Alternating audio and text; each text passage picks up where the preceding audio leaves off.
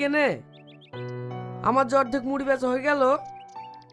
আর বলিসনি ভাই, এ ফুচকার জিনিস গুছাইতে গুছাইতে আমি হাঁপি যাই। কেনে ভাবি কি করে? বাদ দে তোর ভাবির কথা। ওয়াইলিকে সংসার করে, কোনো মতে রান্নাটা করে, আর সারাদিন মোবাইল নিয়েই পড়ে থাকে। ভাই বলছিল যে তোর একটা ছেলে আছে, তাকেই নাই হুকুম টুকুম করবি।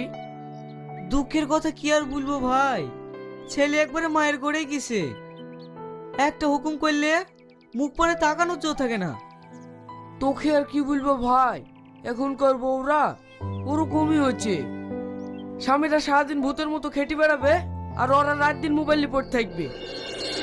যাক ভাই, তাও শান্তি। মেয়েটুকু আমার খুব ভালো হয়েছে, যা বলি তাই শোনে, আবার পড়াশোনাতেও ভালো। যাই রে ভাই, কথা বললে হবে না, একটু ব্যবসা করি কি। আজ কোন দিকে যাবি? কোন দিকে আবার যাবো?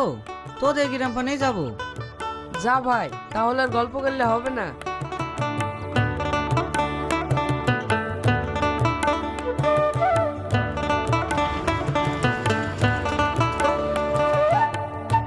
হে মায়া, ওই তো ফুচকা আলা। বেশ কয়েকদিন ফুচকা খাইনি, ফুচকা খেতে মন চাইছে। ফুচকা তো খাবি, তোর কাছে পয়সা আছে? আমার কাছে কিন্তু আজ পয়সা নেই। পয়সা নেই তো কি হয়েছে, আমাদের মতো সুন্দরীদের ফুচকা খেতে পয়সা লাগে নাকি?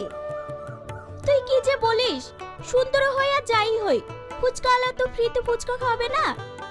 তুই শুধু আমার কথাই হ্যাঁ দিবি, তাহলেই দেখবি দুজনে পেট ভরে ফুচকা খাবো।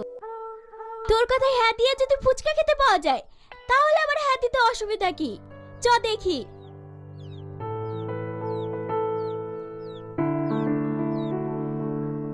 কিরে সেলিম, নায়ক সেজে কোথায় যাচ্ছি?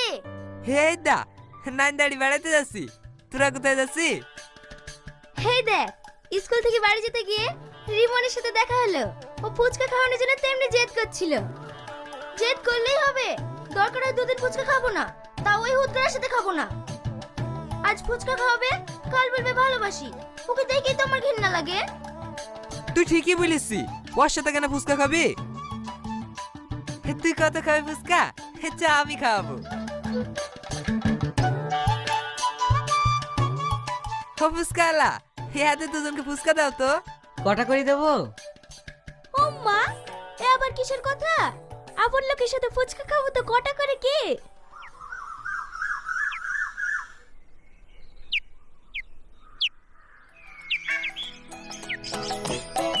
কি করে